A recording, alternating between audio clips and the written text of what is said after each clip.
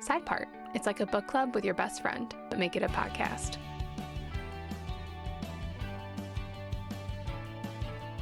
Welcome back, crawlers. Another episode of Side Part. I'm Nikki, your bookish bestie, and today I'm going to give you my final thoughts on book number 5 in the Dungeon Crawler Carl series, The Butcher's Masquerade by Matt Dinniman.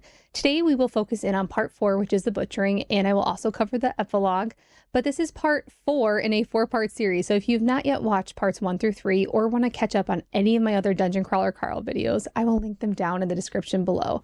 And remember, you are reading along with me. I have not read ahead in this series, so all of my thoughts, theories, reactions are truly just based on the first 5 books in this series, which also means there will be spoilers for the entire series up to book 5.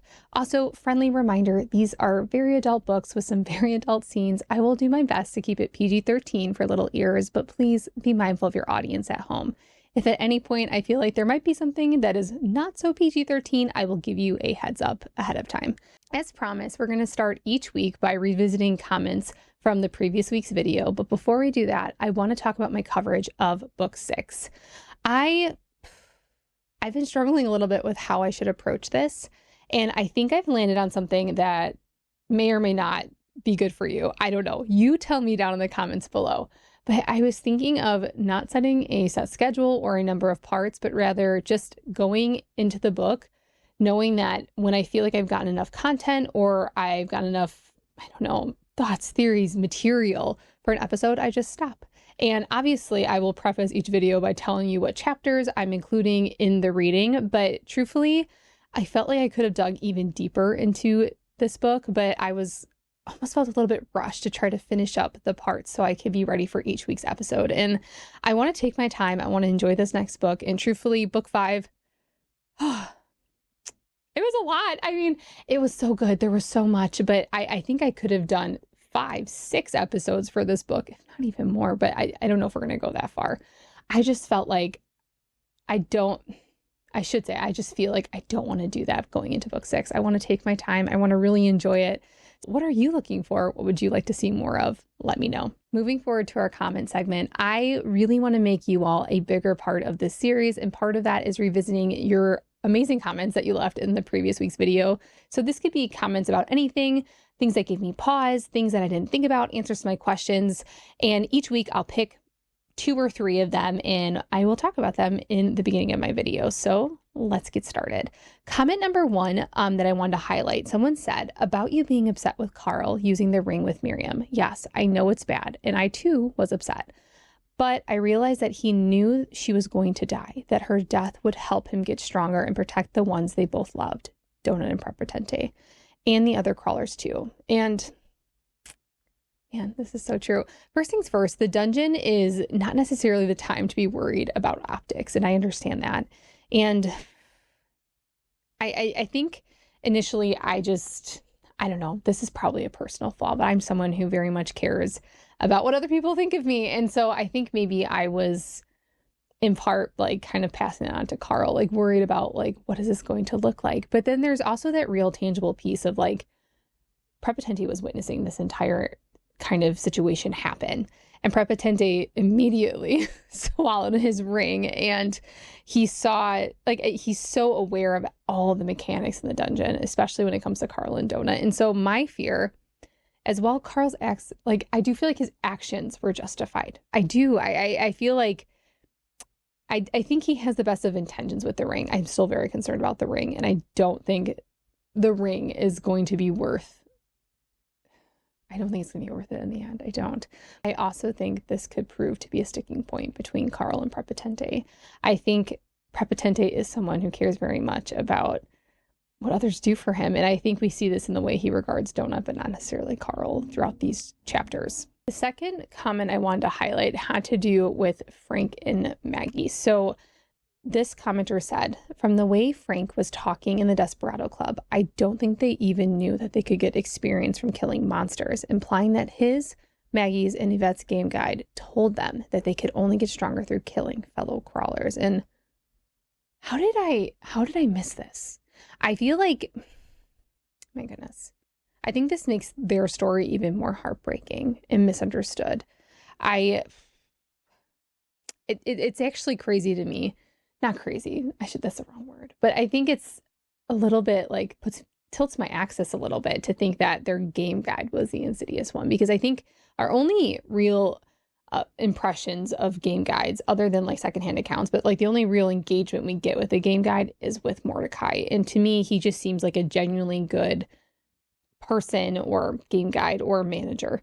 And I was already conflicted, especially with Frank's just like sad exchange with Carl and the Desperado Club, and then Maggie's like omission right before she died, like just how she's not even angry anymore. And then, okay, there's also like the interference with like the Caperids, possibly the Plenty in the situation. And I don't know why this entire situation also reminded me of that. Like, I feel like we haven't quite gotten clarity on who was meddling with Frank and Maggie and who was going against Carl, because now the Plenty are also Carl's sponsors. So like, I feel like this is getting so messy. And this comment, as some of your comments do, just sent me down an entire rabbit hole. And so that is why I chose this comment. The third and final comment I want to highlight is actually really important because I feel like it's very applicable for part 4 coming up.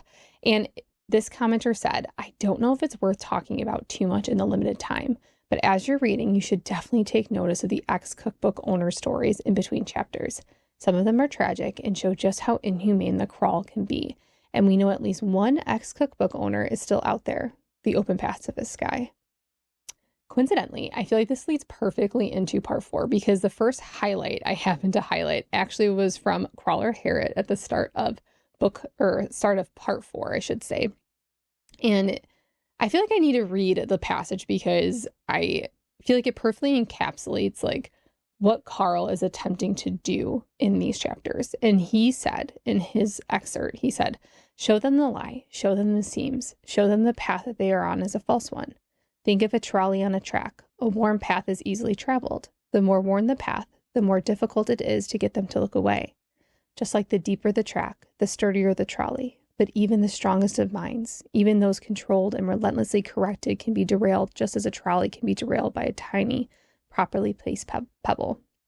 Find the pebble and place it on the path, and their own momentum will do the work for you. And Carl is definitely that pebble. At least I think he is. I love a good metaphor and I love getting lost in one, but sometimes it's, you know what, I think getting ahead of myself here. I just feel like Carl is just there to disrupt the system any way that he can. And his actions, especially in part 4, were so disruptive. And I mean, with the help of Prepotente, they broke the dungeon. And so we will get into all of that in this episode today. So right after we get this excerpt, we also get a glimpse into what the Zerzura spell is that Sledge was afforded after Carl kind of relinquished the gate. So remember that Sledge was given this special spell, and you're kind of have those question marks like, okay, what does this actually do? And we learn that the spell itself is pretty simple. It takes a full city town, NPCs, buildings and all, and it transfers them 1 floor down. It transfers the town itself and all the NPCs. That's it. No mobs or enemy redhead NPCs. And so there's also no stairwells, special rooms, like the prize room with, I think, is his name Chaco? I can't remember the guy's name. That was at the prize counter with the hands. But there is a catch. As we know, every 3rd floor has a link, right? And so we knew very early on in the series that like floors 3, 6, 9 kind of have this special link with each other. And so if they cast it on their current floor, which is floor 6, the entire town will be sent to the 9th floor, which is helpful because Carl no longer has a gate and he wants to get those changelings down to a lower floor. We also learn a couple of other really helpful things from these crawler entries. So one, we learn about the treasure maps, which is important because we know that we're going to be facing a country boss later on, Imogen. But also we learn that sponsors are not there to help you. And I think it's kind of counterintuitive to the word sponsor, right? They keep sending us these boxes filled with really helpful loot. And it seems like they are trying to help you in some way. But the truth is their intentions are often quite selfish and they're really just trying to lead you down a path to make your death as profitable or as spectacular as possible. And side note, every time I read one of these crawler entries in the Dungeon Cookbook, and then it's followed by, this is so-and-so's last entry, it just like sits like a brick in my soul. And I do think that's kind of the whole point.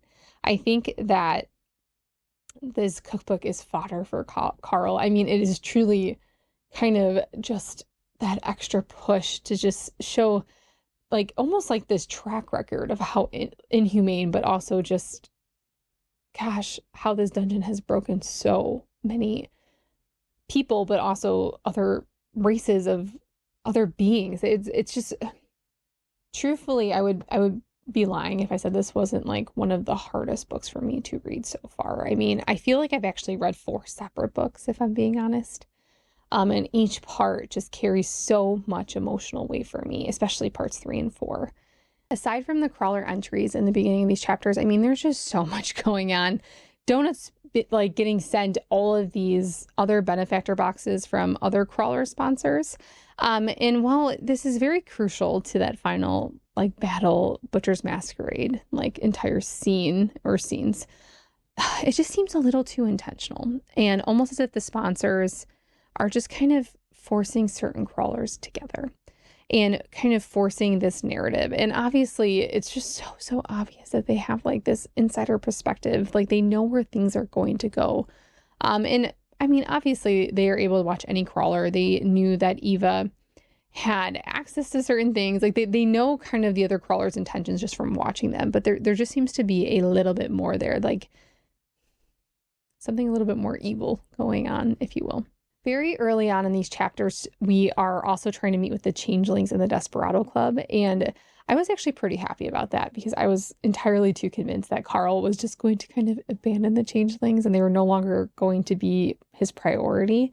But entering the Desperado Club, admittedly, I was a little bit confused as to how these levels were kind of separated.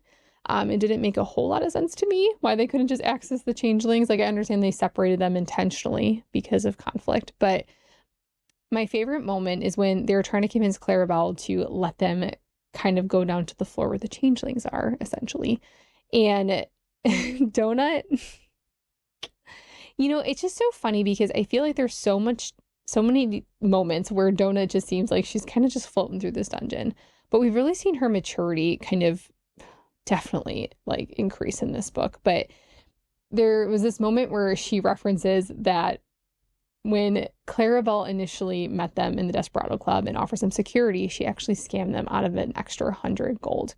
And at the time, I believe it was Carl that told her just to like let it go. It wasn't worth the trouble, but Donut did not let it go. And there's like these moments where, you know, Matt will just throw this little tidbit in and it kind of, it does something. I think being reminded of this like rooted me back into this series. I think it's kind of easy to forget the forest from the trees, or I don't really remember how that saying goes, but you catch my drift.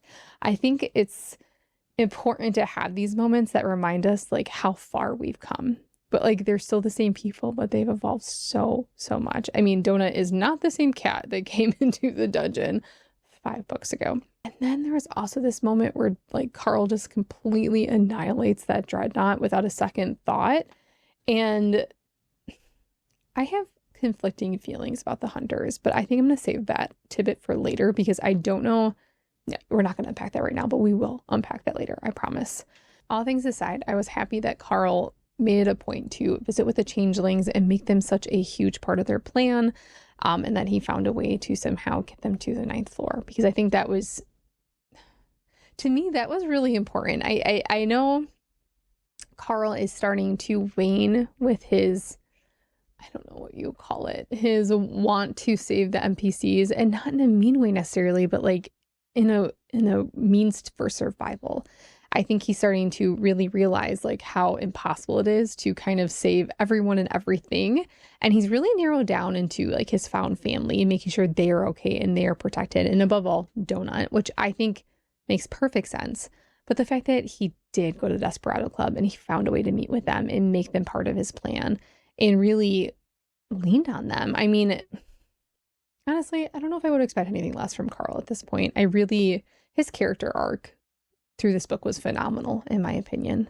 I feel like we need to also talk about Oren's departure from this floor. Dare I say, I'm a little bit sad about this. I mean, our little dungeon hall monitor of the dungeon is, I don't know, he's kind of grown on me. I hate to say that, but I really like Oren. And Again, I'm saying his name correctly. I'm pretty proud about that.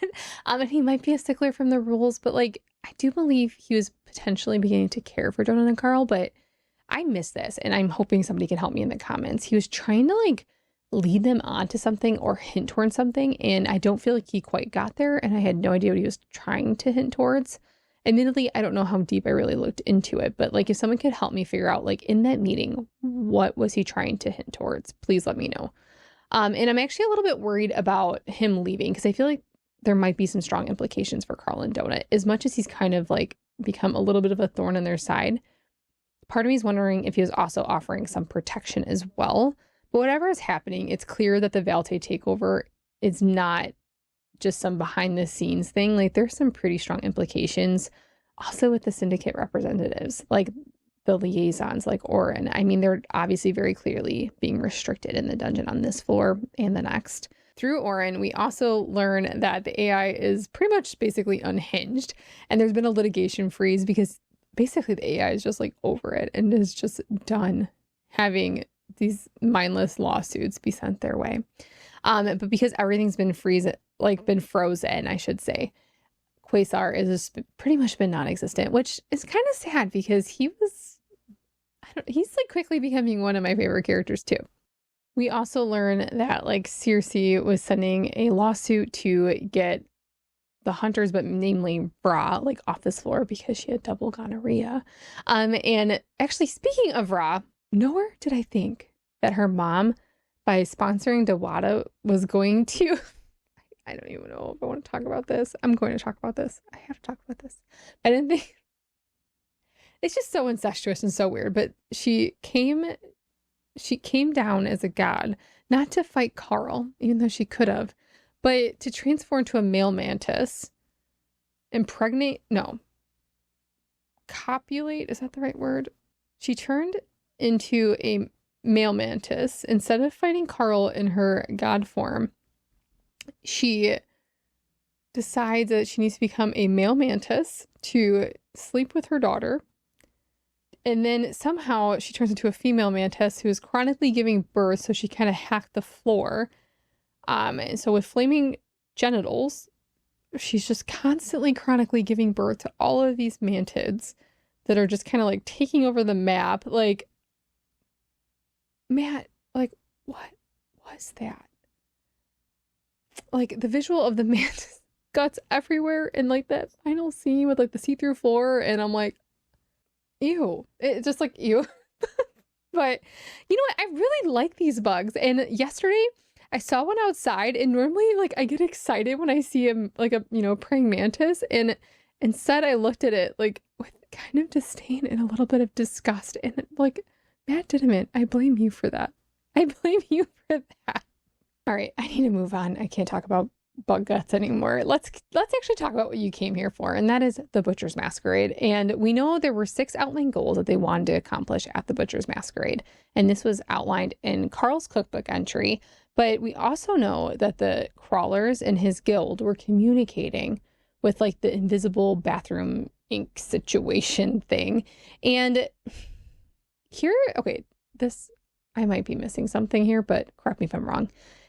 Obviously, this method of communication is still available. And so why didn't Carl use that in the beginning of this book before his attack on Zako to communicate with Donut or Katya to have some sort of like backup or at least some clarity? I mean, is it just Carl wanted to get the jump on them? Perhaps.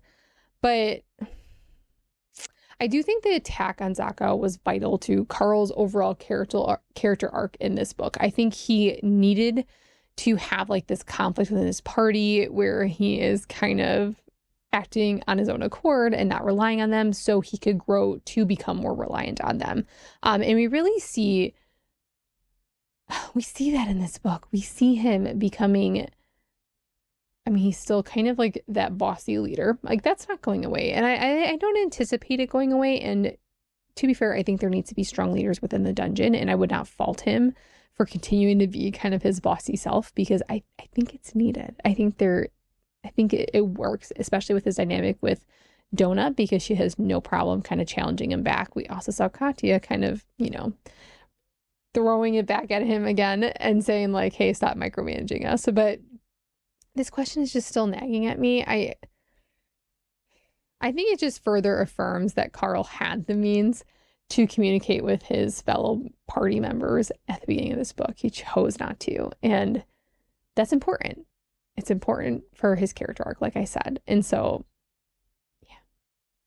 yeah. There's always that question in the back of the mind, like, would he have communicated if he had the means to do so? Well, he did have the means. He has the means currently. And so we also see time and time again that Carl does not shy away from putting himself in these situations where he might not make it out. And he's okay with that. And I think it's also reflective of like his own, maybe this might be so off, but I'm wondering if it's indicative of like his own self-worth and like the value that he views of himself. And I think he sometimes underestimates how much he means to Donut and how much she needs him here in this dungeon.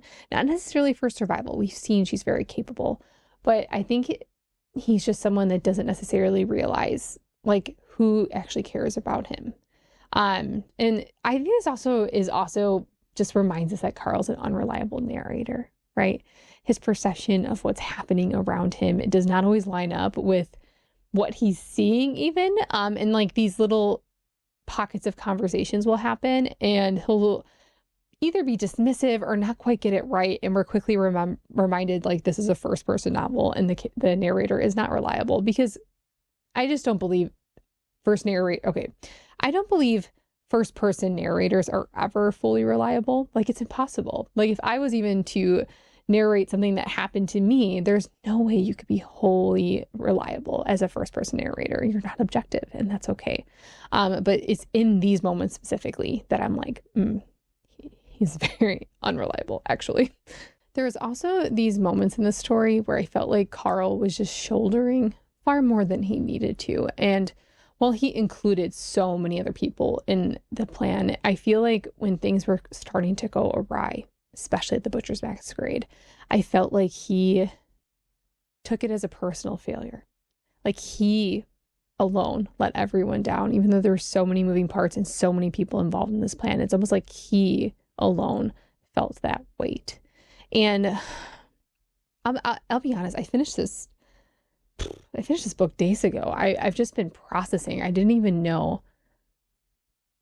Like this one just sat differently than the first 4 books. And I know people said that these books would increase in emotional depth as you move through the series. And foolishly, I didn't think it was going to be that big of a change. I thought it would not really impact me. But emotionally, these books are they put me through it. They're kind of a lot in a good way. I mean, I think that's what makes them so special is like, yes, they're chaotic. Yes, there's so many moving parts. Yes, there's so much happening, but you're also just so emotionally invested. And that's what makes great storytelling. That's what makes you fall in love with characters. But I'm almost a little bit embarrassed to admit this, but I've been reading like this sappy sports romance novel just to like kind of give my brain a break. And I also think moving forward, why I want to give myself a little bit of latitude with book 6 is I want to also create space to read other books just to give my mind a little bit of a break. Reading brings me so much joy. How do I say this? I don't want to get tired reading these books. I don't want these books to ever feel like a chore because they are just so special. And I really enjoy them. And I want them to feel like I want this series to feel like I'm excited to be here each time I show up. And in order to do that, I also think it's important to create time to read books that give my brain a little bit of a break too in the middle of everything. So yeah, sorry for the little bit of a tangent I went on, but I think it's important to give perspective that like, it's okay if these books feel heavy sometimes. It's okay. I've said time and time again, I am a chronic reader. I've read a lot of fantasy, and yeah, there's a lot of really emotional arcs, but I can with full conviction say, I don't know if I've had a series impact me emotionally quite like this one. I don't know what's different about it. I can't quite tease that apart, and perhaps I will by the time I make it through the next few books. But there's something just intangible about these characters. Like my level of investment is so high. And maybe it's akin to playing hours and hours of a video game. I don't know. And I've read like fantasy series, like Throne of Glass, or I mean, series where you are just so emotionally just involved with these characters. I've said this time and time again, Matt just has this phenomenal way of creating like this level of emotional investment. And really, I mean, there is Katya and Bautista. I mean, there is like some romance in there, but the main character in this story doesn't have a strong romantic subplot, yet there's still so much like intimacy between him and the other characters. And maybe that's what it is. Like there's no insta love plot, and you're not being told that you should love these characters because they love each other. It's more just like you've survived with these characters and you've been through it with them, and you have like this shared experience. And maybe it's trauma bonding. Are we trauma bonding with these characters? Perhaps. I don't know. But I need to go touch some grass. I don't know what's happening. Anyway, let's move forward a little bit. Let's actually talk about the goals that Carl outlined in his cookbook. So goal number 1, we have the Tina quest, right? We have to give Tina her recital, whatever that means. But I really loved the plot initially of Tina just being this little girl in a big dinosaur's body, and she just wants to dance. But the fact that what she really wanted was her mom, I don't know, it just broke my heart. I mean, Kiwi. And then, wait, let us not forget that Kiwi is transformed thanks to Donut, but she's pregnant. What is that baby going to look like? I mean, anyway, there's so much other stuff to unpack. We're going to put a pin in that one.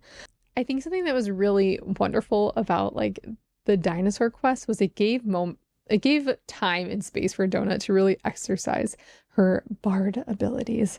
And I wanted so bad, I think it was book 2 where they picked their race in class. I wanted Donut to pick the necro bard. I wanted her to be a bard. I just thought with her personality, the bard class would have been so fun. And so this book alone, just like these little moments, like it was just the perfect amount of levity. But I am heartbroken that I did not listen to these on audio. And I've said this before in the last episode, but I fully intend on doing a full re-listen to this series after I go through reading physically.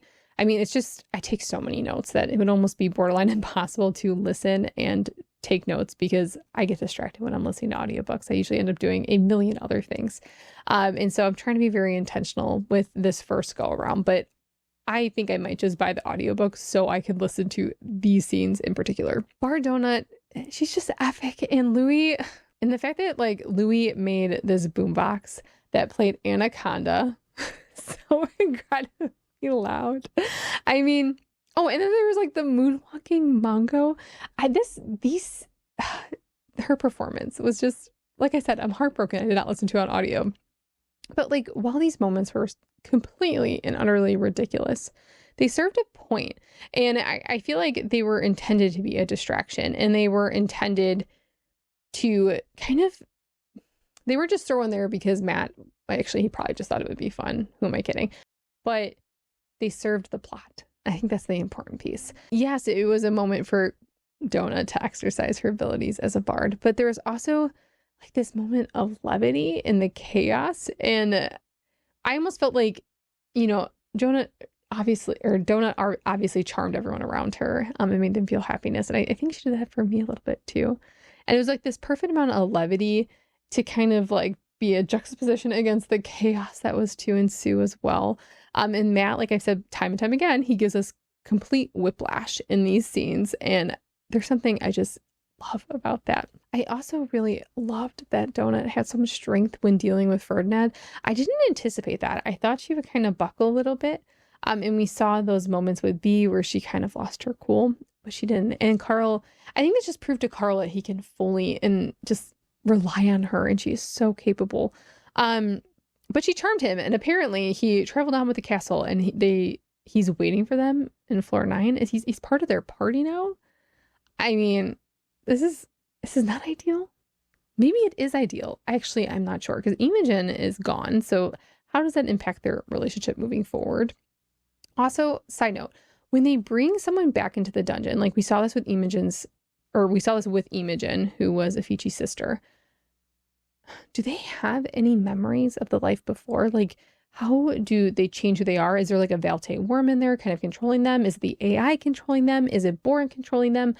Can they go back to the way they like were before? Is there a way to like default setting them? I have so many questions about this. Like, is it possible for Ferdinand to be reverted back to who he was before and for Donut to find love within the dungeon on floor 9? And I'm getting ahead of myself here. I don't know. I have questions. Please, without giving me too many spoilers, help a girl out in the comments, maybe. I don't know. I feel like we also really need to take a minute for Samantha. I can't make her my favorite character every week, but like, I'm really tempted to. I know she is a minor tier deity. I know she is. But I think at the end of the day, she just wants to feel like a valued member of their party. And it's clear, even though she just wants to, I don't know, I might be projecting here, but she just wants to be part of their little found family. And she just wants to be viewed as capable. And she doesn't want them to dismiss her ability to do things, even though she's just a sub or doll head rolling around. And quite frankly, we saw her capability in those moments where she was in that control room with the soul crystals in Circe. I mean, and she showed zero fear in dealing with her. I mean, that's probably because she's indestructible. I mean, that's 100% what it is. Like, she can't be destroyed. But there's also this moment, I don't know, I think there's something there for her to fear. So there was this moment where Signet was swallowed up into the nothing. And we're going to talk about Signet. Oh my gosh, Signet. But we heard when Signet was swallowed into the nothing, they called for Samantha. And I just feel like there is something that she fears and she acts overconfident. And I feel like that's entirely a projection. And you just start to wonder though, like, and I've said this before, I just feel like Samantha is far more powerful and sought after than I think we initially realized. And maybe this has been foreshadowed all along and I'm just picking up what Matt's putting down, probably. But also, can we talk about Signet? I admittedly did not really like her all that much. Maybe I'm, holding a chip on my shoulder for when she knocked Donut out, perhaps. And I know I might be getting a little bit off track here, but in order to talk about Imogen and that entire situation, I feel like we need to talk about Signet. First things first, I think it was interesting to have Princess Donatia be the one to kind of break her illusion, to kind of wake her up in the dungeon. I was not expecting that, one. But two, I feel like Princess Donatia, or I should say Empress Donatia, she's had a promotion since we've last seen her, but I feel like she might be working with some sort of liberation front, or at least working against Boren. And we know that Apido, aka the AI, invited Signet to the Masquerade. And so we know that the AI was given by the Dark Hive, but it's just very clear that the AI does not have the interests of Boren at all. Well, Signet's death was glorious and probably really good, like, for the showrunners for The Vengeance of the Daughter. I think it was everything they probably were looking for. She was 100% the main character in the situation. In some ways, like, Signet's death hit almost as hard as Miriam's. It's not necessarily because I even, like I said, I don't even know if I liked her character. And I feel like we had even more contact with her than we did with Miriam, for sure. But it's just that feeling of, like, intense love and, like, that grief that they're holding in those final moments of what they're about to lose. She just had this intense loyalty for her family. And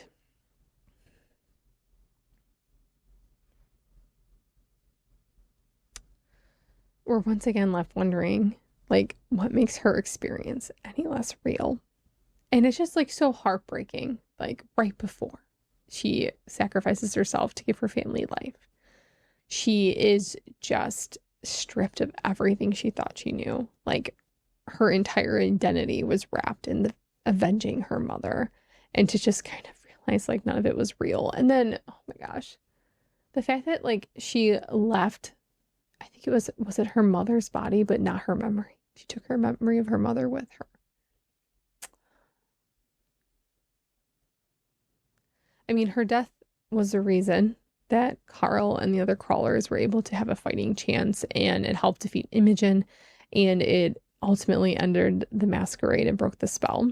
We also learn after the initial meeting with Imogen. So remember when Carl kind of lures Imogen to their carriage with a changeling that looks like Signet, but not quite.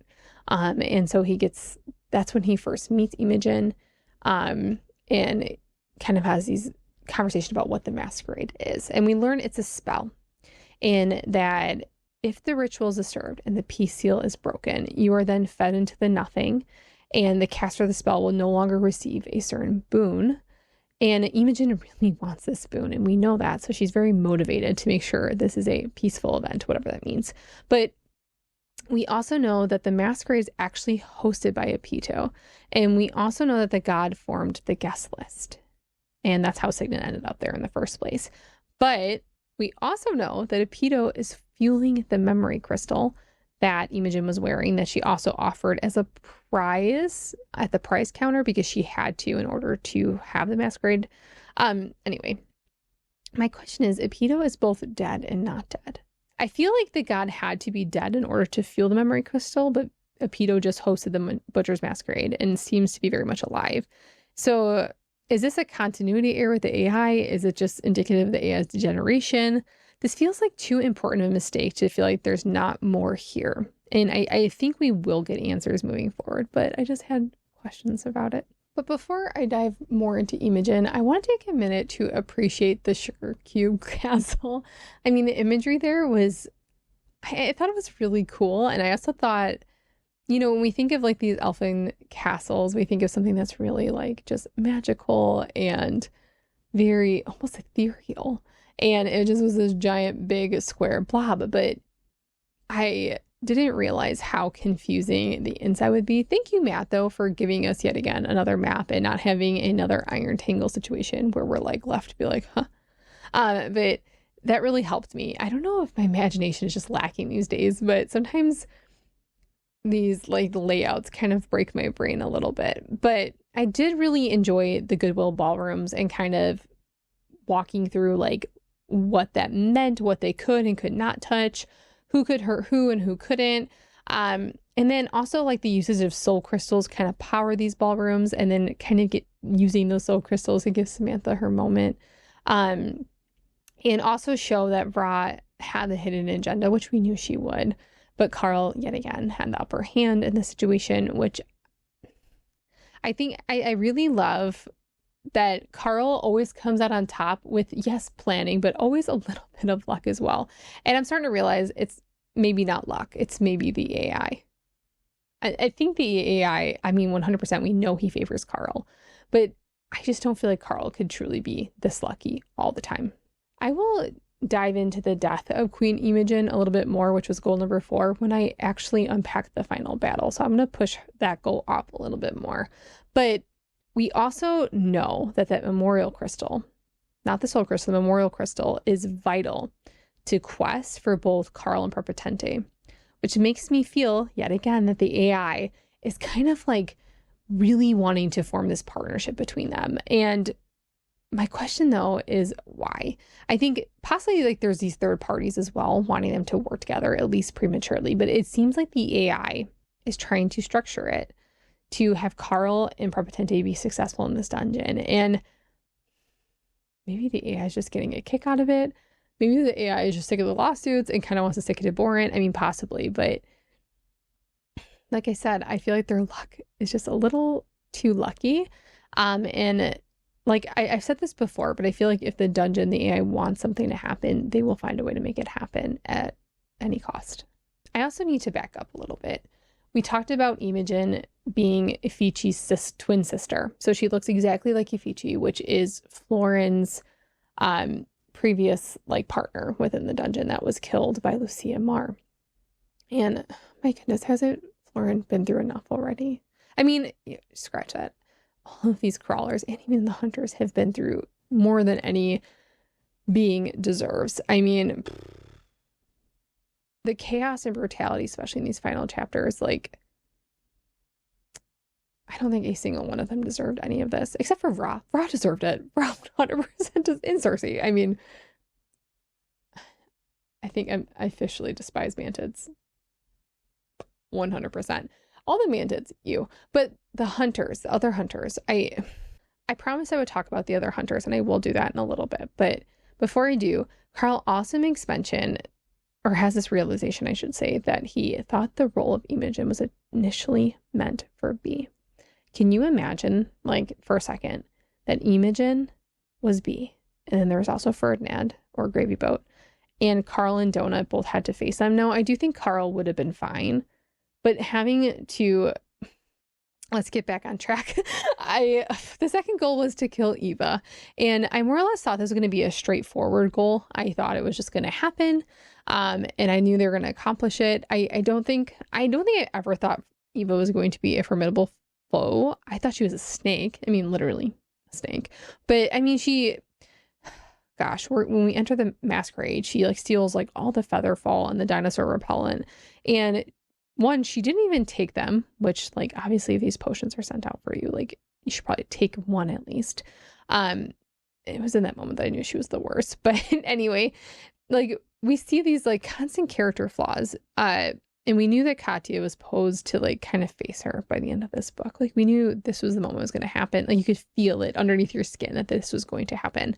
And while I know Eva is the absolute worst, I'm not denying that. Every time she talks to Katya, we just get this sense, and maybe this is just because Eva is the worst and trying to, stoke the idea that, like, maybe she isn't a good person.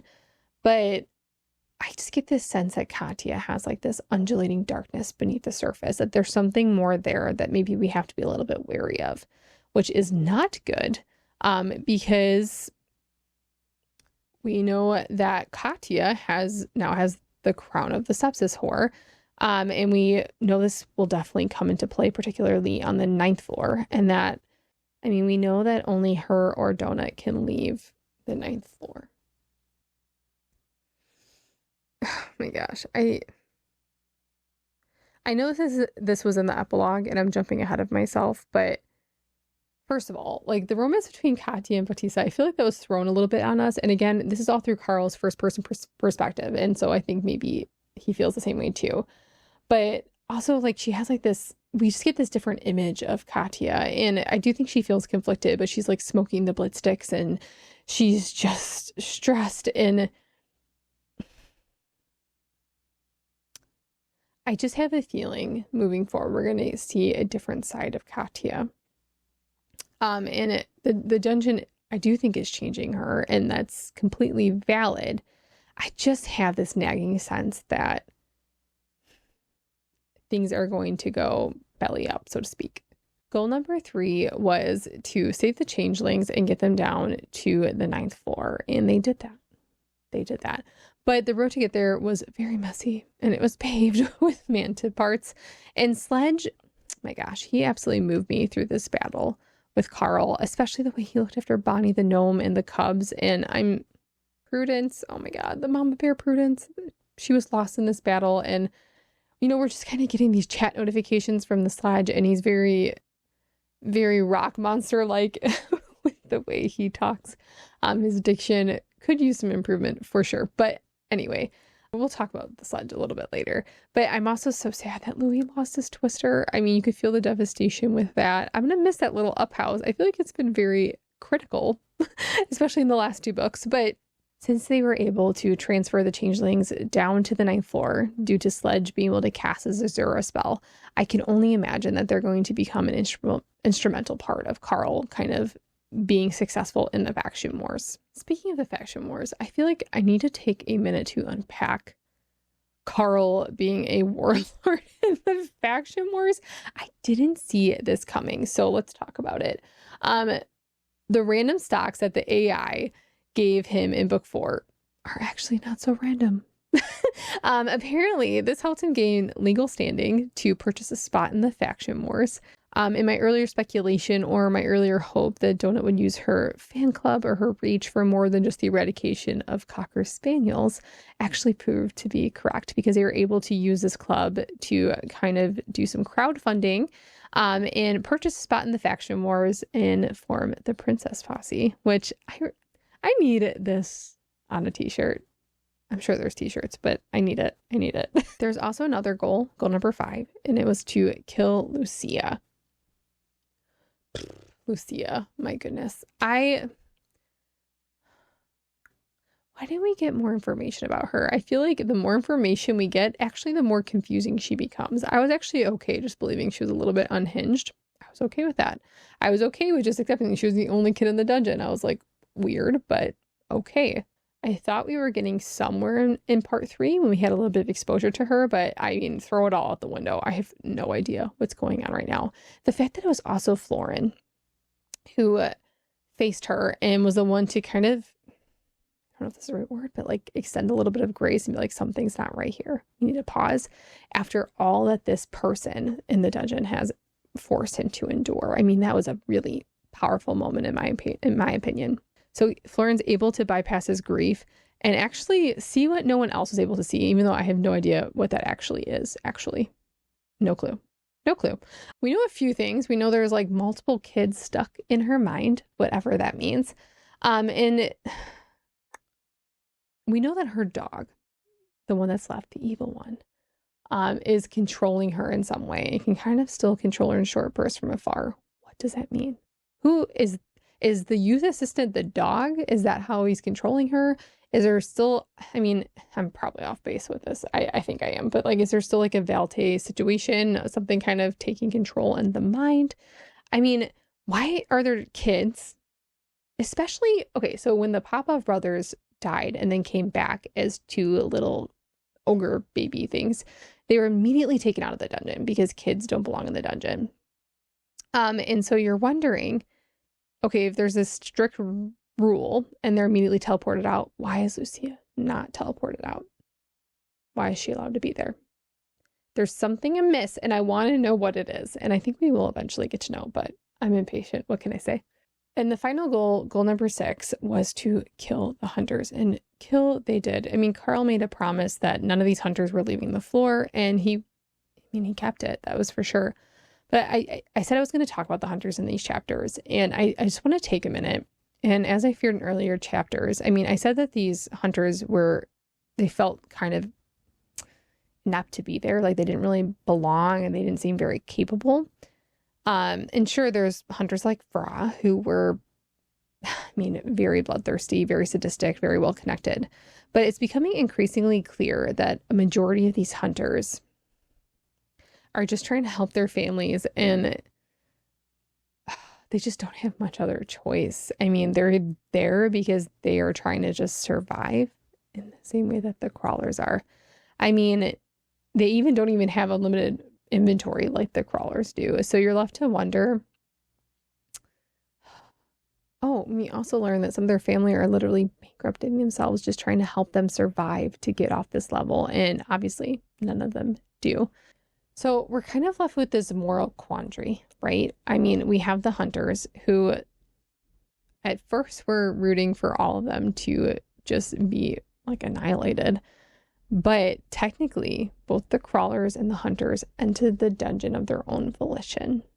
Both with the understanding that like their lives were at stake, sure. But do the hunters' lives have any less value than the crawlers? Especially the ones that were there that really have nothing left if they don't participate in this dungeon and as a hunter. I mean, if they are not successful, like they are not able to support their families, they have no livelihoods. And you could say the same for the crawlers, and both of their lives are at stake. Except for, again, the incestuous Fra. I mean, I hate her. I don't care. She isn't counted in this conversation, but the other hunters who have like these really real engaging conversations with Carl, like I feel for them. And I said I would get to Imogen. And goal number 4 was to take Imogen in the castle. And well, they did it. They did it, but not without some really heavy losses. I mean, Donut and Carl kind of lure Ferdinand into coming to their exact ballroom. Donut is able just to charm him. And Imogen shows up and is locked into the masquerade. She can't leave at this point. When she's talking with Carl, this part's sad. She comes looking worse for wear, right? And she implies she knows where Gideon is. So Carl chats Gideon and he says, run, like, get out of there. She knows where you are. And Carl's immediately met with the warning, this crawler is deceased message. And I think this is like really where like everything just kind of starts to go awry. I mean, this scene's hard to talk about. You will not break me. So much happens once Imogen actually enters the ballroom. I mean, let's just get into it. Samantha removes the soul crystals and the ballroom is no longer peaceful. Cygnet's entire reality is just shattered. I mean, as I mentioned before, this prompted her to sacrifice herself and to break the spell and cause just complete chaos. I mean, once the peace seal is broken, I mean, all bets are off at this masquerade. Samantha rolls into the room on a wave of oatmeal-like bug gore, and then rockets herself away later on in effort not to be away from Carl into the 9th floor. Like, where is Samantha? What is she doing? I mean, this lady, she is something else. We also need to talk about the fact that Cygnet, even through death, still made it possible for Samantha to get a body. And it's not Cygnet's body. She left an incomplete flesh golem. We knew that she took the memory of her mother with, but she kind of left this incomplete husk of a body for Samantha to use. And they just need to find a pulpmancer. Even though Cygnet died, she ended up helping Samantha. This was something I was actually rooting for since the Vengeance of the Daughter plot, where like Samantha first met with Cygnet and was trying to get her to sacrifice herself so Samantha could have Cygnet's body. I am hopeful this Samantha will end up eventually having a body and will just be a rolling head. But I think when she does acquire a body, she is going to become a force to be reckoned with. I said there was chaos and the dinosaurs end up going crazy. And Vra is essentially like shredded. I was kind of hoping for a little bit more of a showdown with Vra in these chapters. But the final boss battle did not disappoint, and it gave me a little bit more than I bargained for, if I'm being honest. And we get a final boss battle, but it's not an ordinary boss battle. And there is Thunderstruck by AC/DC playing in the background. So if you can just kind of mentally play that backtrack as I am running through this, you will encapsulate the vibes appropriately. So there are 4 participants. 1, the hunters. 2, the crawlers. Imogen, who is a country boss, and then obviously Dewada, who we know is Circe Took.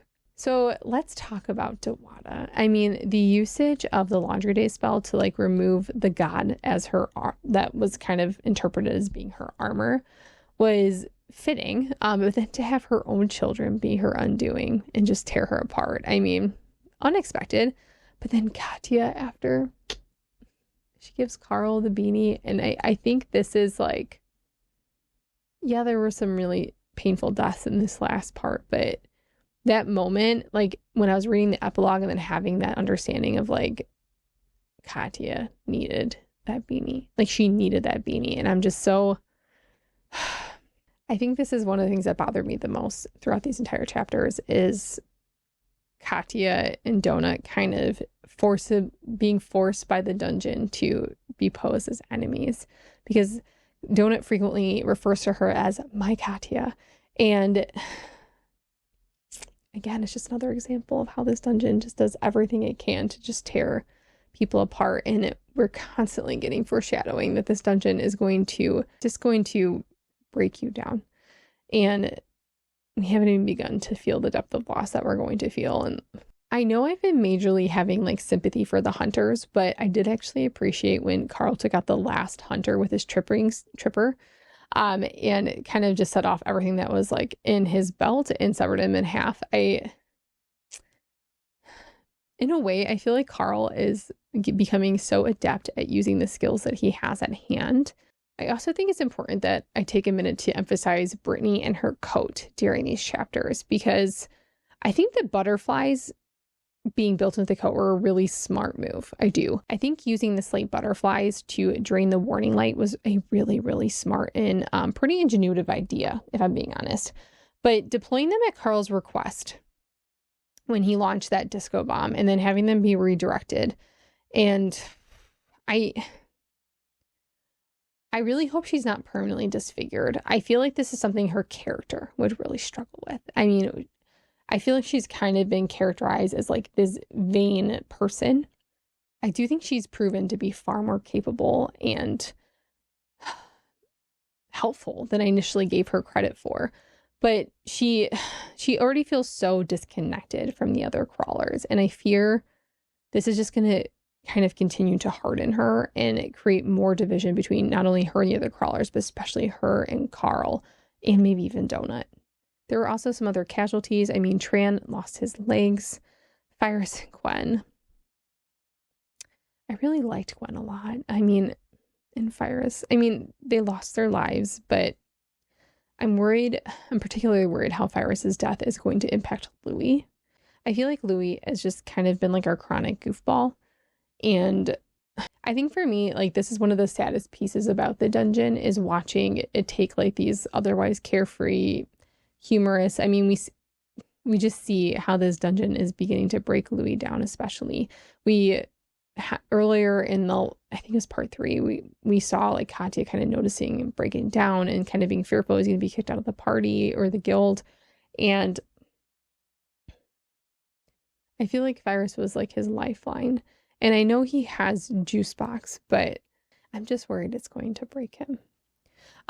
We also know that Lucia escaped right before this like boss battle even happened. So we have definitely not seen the last of her. When Imogen finally did die, it really impacted Florin. I mean, well, I think like rationally he could reason that wasn't Ifichi and that it wasn't his partner. I mean, she looked exactly like her. And I think it was just so heart-wrenching to, one, have to fight her, but two, to like watch her die all over again. And my goodness, this dungeon can just be so incredibly unfair. And after all of this, Carl comes so incredibly close to death. And Carl and Donut have this moment. And Donut feels incredibly numb after the entire thing. I mean, she inevitably breaks down. But Carl says, what we went through just now is only a taste of what's coming, especially on the 9th floor. It's going to get worse before it gets better. We're going to lose more friends. We're going to have to do some pretty horrible things just to survive. So I need you to keep that mask on. But one day you'll find yourself someplace safe and without worries and without everyone watching. And it'll just fall right off and it will hurt. You will cry for Fyrus and Gwen and Yolanda and Brandon and everybody else that we've lost along the way. And you'll be glad you had it on the whole time. And then she didn't say anything. Oh my gosh, my heart. I think after this moment, I mean, Donut eventually breaks down, but I'm just left feeling like, how is this going to get worse? I mean, I feel like it's already gotten pretty bad, but you know what? Actually, I regret asking that. Scratch that. Do not answer that question. I'm also noticing that the epilogues in these books are just absolutely bananas. They are just crazy. And, well, one, Prepotente joins their party for all of 5 minutes. Actually, we need to take a minute for Prepotente too. He was always formidable. He was, but he's no longer just carefully placing debuffs. And I do think Miriam was definitely instrumental into trying to keep them away from the action and keep them safe. And apparently he's just flying right in a country boss's face and smashing potions into it. I mean, he has lost all the will. I mean, we also learn who Cascadia is, and apparently she is the lady from the dungeon who's always making these announcements, and has a particularly high opinion of her intelligence, which Prepotente makes sure to make mention of. And admittedly, I'm glad that we are skipping the Great Race. I don't know if I could have handled like a giant Iron Tangle race vibes part 2. I just couldn't do it. And I'll be honest, we were in the epilogue and they were about to like start this race and it was going to be confusing. And I'm like, I can't do this again. I might need to just call it. I might need to take a break. I can't do it. I think Matt might have read my mind a little bit, but I did not see the possibility of skipping an entire floor. And I did not see the possibility of that happening in an epilogue of a book. Like, what? We also see when they enter like this floor, they're constantly being like, someone is trying to hit them with debuffs. And I'm assuming it's like Borant. And the AI just keeps negating it because everyone knows what's happening, right? Cascadia is trying to run through her little monologue to get through it as quick as possible and just start the floor. And the AI might be going primal, but it's just becoming increasingly clear the AI hates Borant as much, if not more, than Carl at this point. I mean, we know that Borant used a significant amount of money with the help of the Valte to create the level that they broke. I mean, we know they were so proud of it. I didn't think we were going to pull it off, but they used significant financial backing to make it happen. So just to break the entire thing and bypass it was a huge monetary loss. So that is a win in the column for Carl, but I'm assuming now also the AI. I might get emotional reading this next part, but there's this moment before Prepotente breaks the entire level and he looks at the ceiling holding the stick of Cascadia's screams, mind you. And he said, my mother would have been quite proud of this, I think. She would have called me her very smart boy. I want you to know that she played the piano. She was... This is... Oh my gosh. She used to let me into the house, only me, and she would play the piano for me and sing. She was going to do it again at the talent competition, and I'm never going to get that back. He picks up the hammer and says, you're a good boy, my sweet little pony. You're a good, smart boy. And then he breaks the entire level. And now they are in the 8th level, but they're in Florida, but not actually Florida. What's happening? Moving on to my favorite character from this week, it is the Sledge. I mean, he was just a real one. He was so dependable and kind, and he looked after all of those little NPC kids. I don't think I'll ever get that image of just like the cubs crying after the death of Prudence out of my head. I know we didn't even get to witness it, but I mean, he was the sole reason that all the changelings made it down to the 9th floor. And he is the real MVP, in my opinion. And I really just enjoyed him in his no frills way of talking in the chat. But he was so adept at keeping Carl updated. So good job, Sledge. Good job. Moving forward to my favorite donut quote from these chapters, it was actually when they were in the Desperado Club. And Carl and Donut are trying to meet with the changelings. And security is trying to get them to come out. And Carl says, we're busy, we'll be out in a minute. And then to Donut, he goes, can you say something to calm him down? You know, kind of assuming she'll use her charisma or something, right? And Donut says, Carl is pooping, he's almost done. And the crocodilian's voice like goes up an octave and he's like, in the hallway, sir, this is a bad bathroom. This is a skill guild hallway. And then Carl's like, real helpful, Donut, thank you.